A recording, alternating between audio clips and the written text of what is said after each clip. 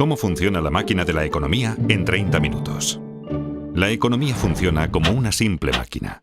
Sin embargo, muchos no la entienden o no concuerdan en cómo funciona. Y eso ha llevado a mucho sufrimiento económico en vano. Siento una profunda obligación de compartir mi plantilla económica, sencilla pero práctica. Aunque no es convencional, me ayudó a predecir y eludir la crisis financiera mundial. Y me sirve bien ya hace más de 30 años. Comencemos. Aunque la economía puede parecer compleja, funciona en forma simple y mecánica. Consta de unas pocas piezas simples y muchas transacciones simples que se repiten una y otra vez innumerables veces. Estas transacciones son impulsadas más que nada por la naturaleza humana y crean tres fuerzas principales que mueven la economía. 1. Incremento de la productividad. 2. El ciclo de deudas a corto plazo. 3. El ciclo de deudas a largo plazo. Veremos estas tres fuerzas y cómo al superponerlas una a la otra, creamos una buena plantilla para seguir los movimientos económicos y comprender qué está ocurriendo. Comencemos por la parte más simple de la economía. Transacciones. Una economía es simplemente la suma de las transacciones que la componen. Y una transacción es algo muy sencillo. Todo el tiempo hacemos transacciones. Cada vez que compramos algo, creamos una transacción.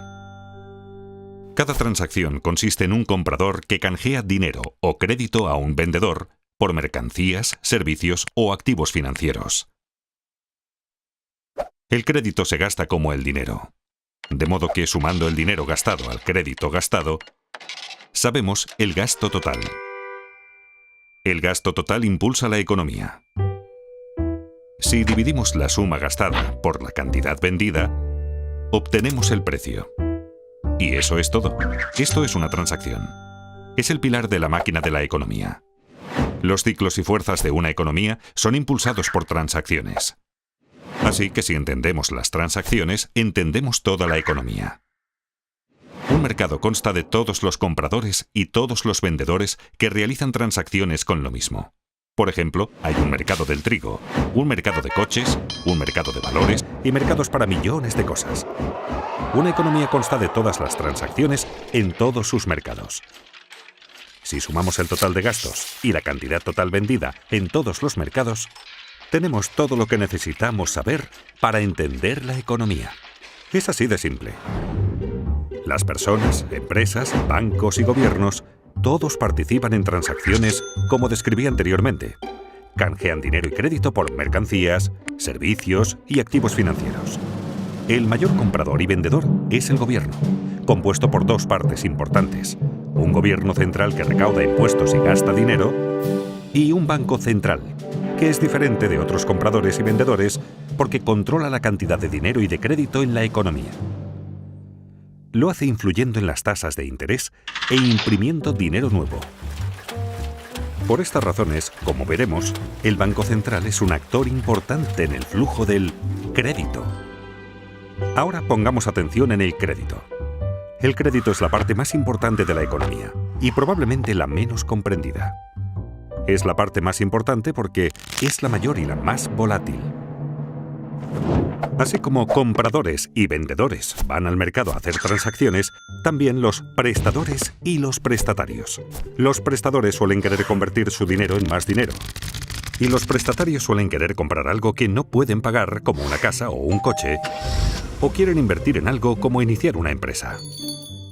El crédito puede ayudar tanto a prestadores como a prestatarios a obtener lo que desean. Los prestatarios prometen devolver la suma prestada llamada el capital, más una suma adicional llamada interés. Cuando las tasas de interés son altas, se toman menos préstamos porque son caros. Cuando las tasas de interés son bajas, se toman más préstamos porque son más baratos. Cuando los prestatarios prometen devolver el préstamo y los prestadores les creen, se crea el crédito. Dos personas cualesquiera pueden acordar el crear crédito de la nada. Esto parece bastante sencillo, pero el crédito es escurridizo porque tiene nombres diferentes. Una vez generado el crédito, se convierte de inmediato en deuda. La deuda es un activo para el prestador y un pasivo para el prestatario. En el futuro, cuando el prestatario devuelva el préstamo con intereses, activo y pasivo desaparecerán y la transacción queda saldada. Entonces, ¿por qué es el crédito tan importante? Porque cuando un prestatario obtiene crédito, puede aumentar sus gastos. Y hay que recordar, el gasto impulsa la economía. Eso es porque el gasto de una persona es el ingreso de otra persona. Pensemos que cada dólar que gastamos, alguien lo gana. Y cada dólar que ganamos fue gastado por alguien. Así que cuando gastamos más, alguien gana más. Cuando los ingresos de alguien aumentan, los prestadores están más dispuestos a prestarle dinero porque ahora es más digno de crédito. Un prestatario digno de crédito tiene dos cosas: la capacidad de devolver el préstamo y un aval. Tener ingresos altos comparados con la deuda le permite devolver dinero. En caso de no poder hacerlo, tiene activos valiosos como aval que pueden venderse. Esto hace que los prestadores se sientan cómodos al prestarle dinero. Así, mayores ingresos permiten tomar más préstamos, que a su vez permiten mayores gastos. Y como los gastos de una persona son los ingresos de otra, esto lleva a más préstamos y así sucesivamente. Esta conducta se realimenta y conduce al crecimiento económico. Y por eso tenemos ciclos. En una transacción hay que dar algo para obtener algo. Y cuánto obtenemos depende de cuánto producimos. Con el tiempo aprendemos y esos conocimientos acumulados elevan los niveles de vida. A esto lo llamamos crecimiento de la productividad. Quienes son creativos y trabajan duro aumentan su productividad y sus niveles de vida con mayor rapidez que aquellos complacientes y perezosos. Aunque no necesariamente a corto plazo. La productividad cuenta más a largo plazo. El crédito a corto plazo. Esto es porque el crecimiento de la productividad no fluctúa mucho, así que no es un propulsor importante de los vaivenes económicos. La deuda sí lo es, porque al adquirirla nos permite consumir más de lo que producimos, y nos obliga a consumir menos de lo que producimos cuando la reintegramos. Los vaivenes de la deuda siguen dos grandes ciclos. Uno de entre 5 a 8 años, y el otro de entre 75 a 100 años aproximadamente. Aunque la mayoría de la gente siente los vaivenes, habitualmente no los ve como ciclos porque los ve demasiado de cerca, día a día, semana a semana. En este capítulo daremos un paso atrás para ver estas tres grandes fuerzas y cómo interactúan para crear nuestras experiencias. Vimos que los vaivenes alrededor de la línea no surgen de cuánta innovación o trabajo arduo hay, sino sobre todo de cuánto crédito hay. Imaginemos por un momento una economía sin crédito. En esta economía solo puedo aumentar mis gastos si aumento mis ingresos, lo cual me exige ser más productivo y trabajar más. Una productividad mayor es el único camino hacia el crecimiento. Como mis gastos son los ingresos de otra persona, la economía crece cada vez que yo u otro cualquiera es más productivo. Si seguimos las transacciones y las mostramos, vemos una progresión como la línea de crecimiento de la productividad. Pero como tomamos préstamos, tenemos ciclos. Esto no surge de ninguna ley o reglamento, sino de la naturaleza humana y de cómo funciona el crédito. Pensemos en tomar préstamos como estirar los gastos hacia adelante. Para comprar algo que no podemos permitirnos, hay que gastar más de lo que se gana. Para ello, debemos tomar prestado de nuestro propio futuro. Así creamos un tiempo en el futuro en el que deberemos gastar menos de lo que ganamos para poder devolverlo. Muy rápidamente se asemeja a un ciclo. En esencia, cada préstamo que tomamos crea un ciclo. Esto es tan cierto para un individuo como para la economía. Por eso es tan importante entender el crédito, porque pone en marcha una serie de acontecimientos futuros, mecánicos y predecibles. Esto diferencia al crédito del dinero. El dinero es aquello con que saldamos transacciones. Cuando compramos una cerveza con efectivo, la transacción queda saldada de inmediato. En cambio, si la compramos con crédito, es como abrir una cuenta en el bar. Prometemos pagar en el futuro. Y junto al barman, creamos un activo y un pasivo. Acabamos de crear crédito de la nada. Solo más tarde, al pagar la cuenta del bar, desaparecen el activo y el pasivo. La deuda se esfuma y la transacción está saldada. En realidad, lo que la mayoría llama dinero es de hecho crédito. El total de crédito en Estados Unidos es de unos 50 millones de dólares, y el total del dinero circulante es de apenas unos 3 millones de millones. Recordemos, en una economía sin crédito, la única forma de gastar más es producir más. Pero en una economía con crédito, también podemos gastar más pidiendo préstamos. Como resultado, en una economía con crédito el gasto es mayor, permitiendo a los ingresos subir más rápido que la productividad a corto plazo, pero no a largo plazo. Ahora bien, no me malinterpreten.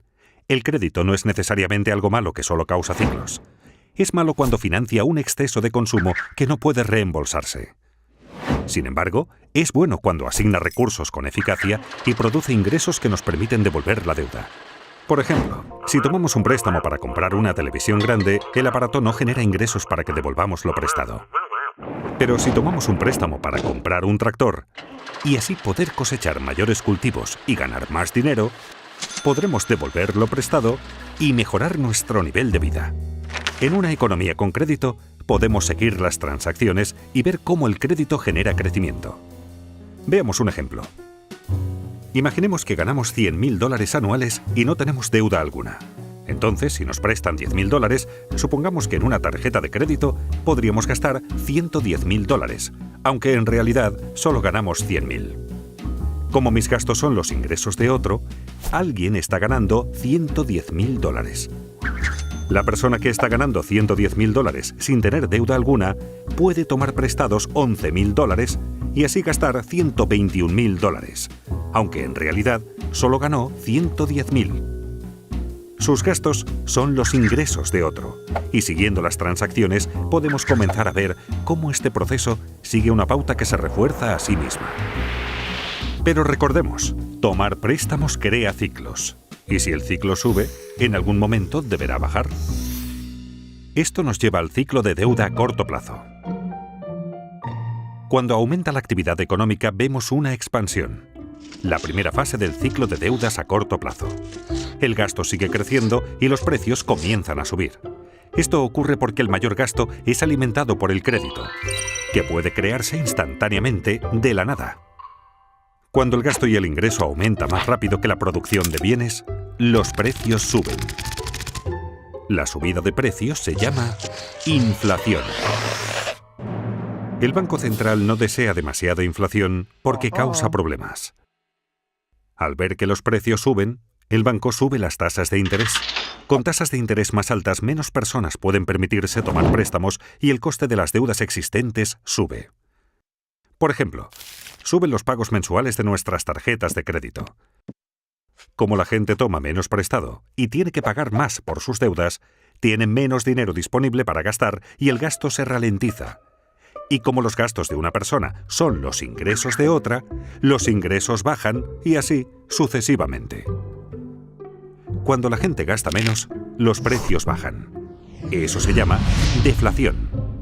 La actividad económica disminuye y tenemos una recesión.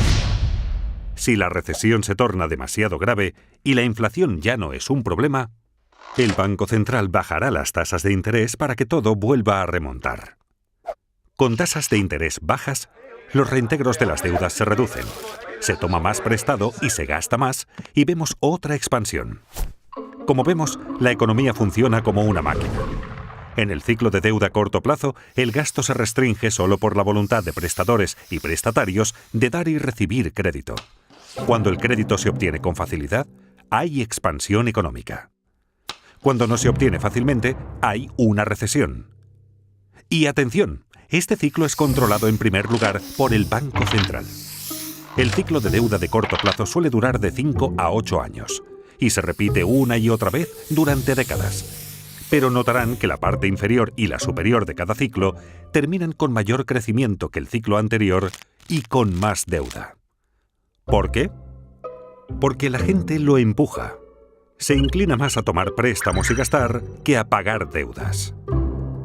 Es la naturaleza humana. Por eso mismo, a la larga, las deudas crecen más rápido que los ingresos, creando el ciclo de deudas a largo plazo. Aunque la gente está más endeudada, los prestadores dan crédito con mayor facilidad. ¿Por qué? porque todos consideran que las cosas van muy bien. La gente piensa solo en los acontecimientos recientes. ¿Y qué fue lo que ocurrió recientemente? Los ingresos subieron. Los valores de los activos suben. El mercado bursátil ruge. Es un boom. Conviene comprar mercancías, servicios y activos financieros con dinero prestado. Cuando la gente hace mucho de eso, le llamamos una burbuja. De modo que aunque las deudas hayan ido creciendo, los ingresos han crecido casi tan rápido como para compensarlas. A la relación entre deuda e ingresos la llamaré carga de la deuda. Mientras los ingresos sigan subiendo, la carga de la deuda se mantiene manejable. Simultáneamente, los valores de los activos suben vertiginosos. La gente toma préstamos gigantescos para comprar activos para inversión y hace que su precio suba aún más. La gente se siente rica. De modo que hasta con muchísima deuda acumulada, los ingresos y los activos en alza ayudan a los prestatarios a mantenerse dignos de crédito por mucho tiempo. Obviamente es algo que no puede continuar para siempre. Y no ocurre. Con las décadas, la carga de la deuda aumenta lentamente y crea reembolsos crecientes. Cuando estos reembolsos comienzan a crecer más rápido que los ingresos, obligan a la gente a recortar sus gastos. Y como los gastos de una persona son los ingresos de otra, los ingresos comienzan a bajar, lo que convierte a la gente en menos digna de crédito y reduce los préstamos tomados. Los pagos para saldar deudas continúan subiendo, haciendo que los gastos caigan más aún y el ciclo se invierta. Este es el cenit de la deuda a largo plazo. Las cargas de la deuda se han vuelto demasiado grandes. En Estados Unidos, Europa y buena parte del mundo, esto ocurrió en 2008. Ocurrió por la misma razón que en Japón en 1989 y en Estados Unidos en 1929. La economía comienza ahora a desapalancarse. En esta fase, la gente reduce el gasto, el ingreso baja, el crédito desaparece, los activos caen, los bancos sufren, las bolsas se desmoronan, las tensiones sociales aumentan y todo comienza a realimentarse en el sentido opuesto. A medida que caen los ingresos y suben los pagos por deudas, los prestatarios quedan restringidos. Ya sin derecho a crédito, sus créditos se agotan y ya no pueden tomar suficiente dinero prestado para saldar sus deudas. Desesperados, los prestatarios se ven obligados a vender activos. La fiebre de ventas inunda el mercado. Aquí es donde colapsa la bolsa. El mercado inmobiliario se hunde y a los bancos se les complican las cosas. Cuando los activos bajan de precio, bajan los valores de los avales de los prestatarios. Esto hace que los prestatarios merezcan aún menos crédito. La gente se siente pobre. El crédito desaparece rápidamente. Menos gasto, menos ingreso, menos riqueza, menos crédito, menos préstamos tomados y así sucesivamente. Es un círculo vicioso. Se asemeja a una recesión, pero la diferencia aquí es que no se pueden bajar las tasas de interés para salvar la situación. En una recesión, la baja de tasas estimula la toma de préstamos. Pero en un desapalancamiento, bajar las tasas no sirve, pues las tasas de interés ya están bajas y llegan pronto al 0%. Así que se acaba el estímulo. Las tasas de interés en Estados Unidos llegaron al 0% durante el desapalancamiento de la década de 1930 y nuevamente en 2008. La diferencia entre una recesión y un desapalancamiento es que en este, la carga de la deuda sobre los prestatarios creció demasiado y no pudo aliviarse bajando las tasas de interés. Los prestadores comprenden que deudas tan excesivas no pueden ser devueltas totalmente. Los prestatarios perdieron su capacidad de pagar y sus avales perdieron valor. Se sienten paralizados por la deuda y ya no quieren más. Los prestadores dejan de prestar. Los prestatarios dejan de tomar prestado. Pensemos en la economía como indigna de crédito. Como una persona. ¿Qué hacer entonces con el desapalancamiento? El problema es que las cargas de las deudas son muy altas y deben bajar. Hay 4 formas en que esto puede ocurrir. 1. Personas, empresas y gobiernos recortan sus gastos. 2. Se reducen las deudas mediante moratorias y reestructuras. 3. La riqueza se redistribuye de los que tienen a los que no tienen. 4. El Banco Central imprime dinero nuevo. Estas 4 formas ocurrieron en cada desapalancamiento de la historia moderna. Es habitual recortar primero los gastos. Como vimos, personas, empresas, bancos y hasta gobiernos se ajustan el cinturón y recortan gastos para poder pagar sus deudas. Esto se llama con frecuencia austeridad.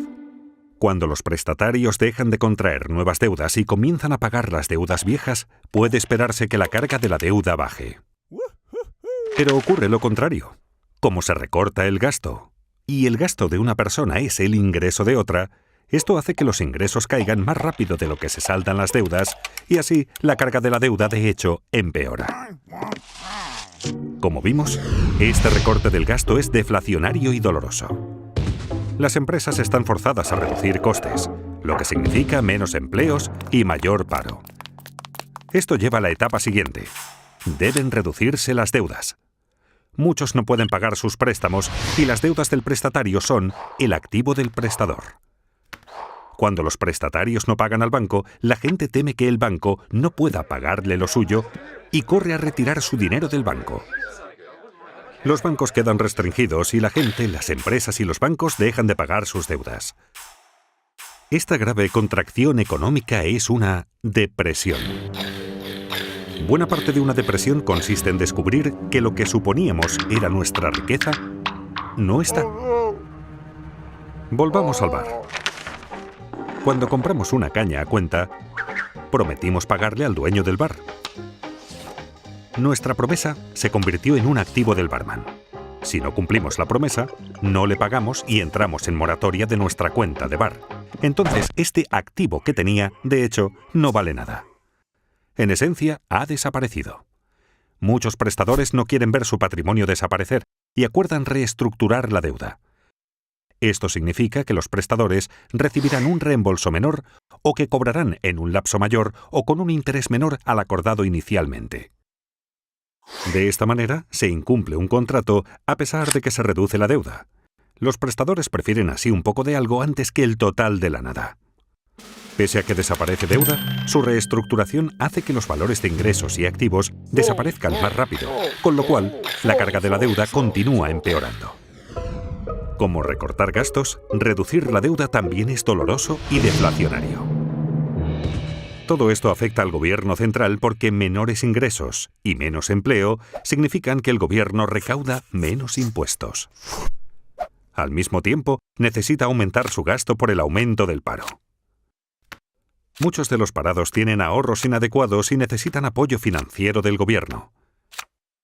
Además, los gobiernos crean planes de incentivos y aumentan sus gastos para compensar la baja de la economía. Los déficits presupuestarios gubernamentales crecen explosivamente durante un desapalancamiento porque gastan más de lo recaudado por impuestos. Eso es lo que está ocurriendo cuando oímos sobre el déficit en los noticiarios. Para financiar los déficits, los gobiernos deben subir los impuestos o tomar dinero prestado. Pero con ingresos en caída y tantos en paro, ¿de quién vendrá el dinero? De los ricos. Ya que los gobiernos necesitan más dinero y la riqueza está muy concentrada en manos de un pequeño porcentaje de la gente, es natural que los gobiernos cobren más impuestos a los acaudalados, lo cual facilita una redistribución de la riqueza en la economía de los que tienen hacia los que no tienen. Los que no tienen y sufren comienzan a sentir resentimiento hacia los ricos que tienen. Los que tienen, sufriendo la economía débil, los precios de los activos en baja y los impuestos en alza, comienzan a sentir resentimiento hacia los que no tienen. Si la depresión continúa, puede alterarse el orden social. No solo subirán las tensiones internas en los países, sino que también entre países, sobre todo entre deudores y acreedores. Esta situación puede llevar a un cambio político que a veces puede ser extremo. En la década de 1930, esto condujo a Hitler al poder, a la guerra en Europa y a la depresión en Estados Unidos. La presión para que se haga algo que ponga fin a la depresión aumenta. Recordemos, lo que la mayoría consideraba dinero era en realidad crédito. Así, cuando el crédito desaparece, la gente no tiene suficiente dinero. La gente está desesperada por dinero. ¿Recuerdan quién puede imprimirlo? El Banco Central. Tras haber bajado ya sus tasas de interés a casi cero, está obligado a imprimir dinero. A diferencia del recorte de gastos, la reducción de la deuda y la redistribución de riquezas, la impresión de dinero es inflacionaria y estimulante. Inevitablemente, el Banco Central imprime dinero nuevo de la nada que usa para comprar activos financieros y bonos del gobierno. Ocurrió en Estados Unidos durante la Gran Depresión y nuevamente en 2008, cuando su Banco Central, la Reserva Federal, imprimió más de 2 millones de dólares. Otros bancos centrales del mundo que podían también imprimieron mucho dinero. Comprar activos financieros con este dinero ayuda a elevar los precios de los activos, volviendo a la gente más digna de crédito. Pero esto ayuda solo a los que tienen activos financieros. Y es que el Banco Central puede imprimir dinero, pero solo puede comprar activos financieros. El Gobierno Central, por su parte, puede comprar bienes y servicios y pasar dinero a la gente, pero no puede imprimir dinero. Así que para estimular la economía, los dos deben cooperar. Comprando bonos del gobierno, el Banco Central en esencia presta dinero al gobierno, permitiéndole mantener un déficit y aumentar el gasto en bienes y servicios mediante sus programas de incentivos y de seguros de paro. Esto aumenta los ingresos de la gente, así como la deuda del gobierno. Sin embargo, reducirá la carga total de la deuda en la economía. Este es un momento de gran riesgo. Quienes formulan las políticas deben equilibrar las 4 formas en que se reduce la carga de la deuda. Las formas deflacionarias deben equilibrar a las inflacionarias para mantener la estabilidad.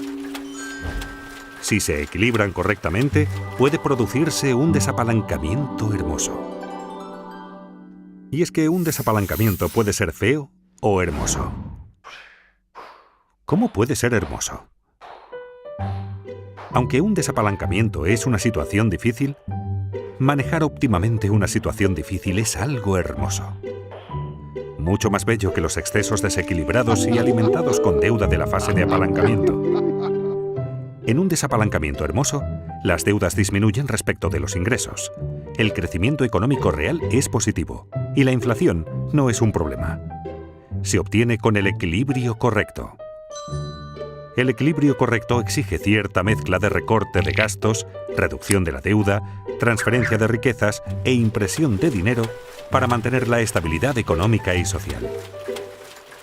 La gente pregunta si la impresión de dinero causará inflación. No, si compensa el crédito que cae. Recordemos, el gasto es lo que importa. $1 de gastos pagado con dinero afecta a los precios igual que $1 de gastos pagado con crédito. Imprimiendo dinero, el Banco Central puede compensar la desaparición de crédito con un aumento de la cantidad de dinero. Para cambiar esta situación, el Banco Central necesita no solo fomentar el crecimiento de los ingresos, sino lograr que la tasa de crecimiento del ingreso supere a la tasa de interés sobre la deuda acumulada. ¿Qué quiero decir con ello? En esencia, los ingresos deben crecer más rápido que las deudas. Por ejemplo, supongamos que un país en desapalancamiento tiene una relación deuda-ingreso del 100%. Esto significa que su deuda total es igual a los ingresos del país entero en un año. Pensemos ahora en la tasa de interés sobre esa deuda, digamos que del 2%. Si la deuda crece al 2% por esa tasa de interés y el ingreso crece solo al 1%, jamás se reducirá la carga de la deuda. Se necesita imprimir suficiente dinero para que la tasa de crecimiento del ingreso supere a la tasa de interés. No obstante, es fácil abusar de la impresión de dinero por ser tan fácil y porque la gente la prefiere a las alternativas. La clave es evitar imprimir demasiado dinero y provocar una inflación inaceptablemente alta, como hizo Alemania en el desapalancamiento de la década de 1920. Si los responsables logran el equilibrio correcto, un desapalancamiento no es tan dramático. El crecimiento es lento, pero las cargas de la deuda bajan. Así es un desapalancamiento hermoso. Con los ingresos en alza, los prestatarios comienzan a parecer más dignos de crédito. Y cuando esto ocurre, los prestadores vuelven a prestar.